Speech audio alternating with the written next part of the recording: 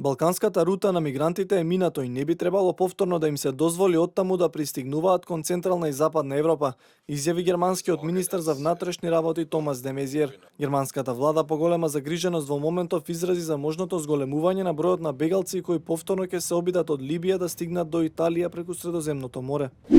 Платите во приватниот сектор во Европската Унија во просек изнесувале речиси 26 евра по час во 2015 година. Најголеми суми се исплаќаат во Данска. Просекот изнесува нешто помалку од 43 евра за 60 минути. На второто и третото место се Белгија и Шведска. На последното место во Унијата се наоѓаат работниците на Бугарија, кои просечно заработуваат 4 евра на час. 20 демонстранти се уапсени по новите судири со француската полиција во Париз.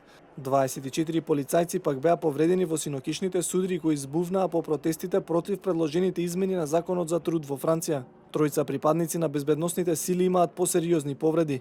Над 100 демонстранти беа уапсени откако дел од толпата започна да фрла со камења, шишиња и други тврди предмети кон полицијата.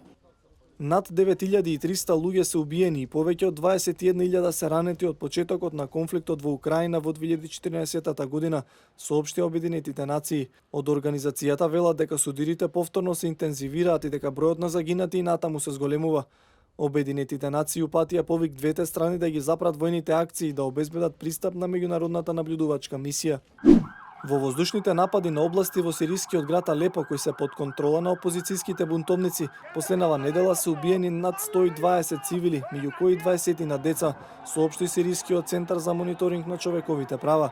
Во истиот период, според информациите во регионите контролирани од владините сили, загинали околу 70 цивили. 2 лица загинаа, 5 се повредени во пожар кој избувнал во подрумот на еден од терминалите на меѓународниот аеродром во Шангај.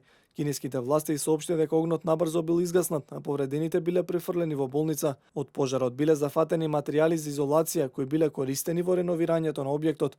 Оштетени се околу 100 квадратни метри од просторијата, а работењето на аеродромот не било прекинато. За инцидентот покрената истрага.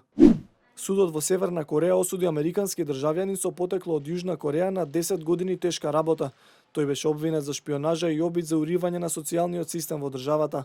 63 годишниот Ким Донг Чул основал трговска компанија во специјалната економска зона во Северна Кореја. Обвинителството тврди дека потоа почнал да шири пропаганда против владата и да шпионира државни и воени тајни.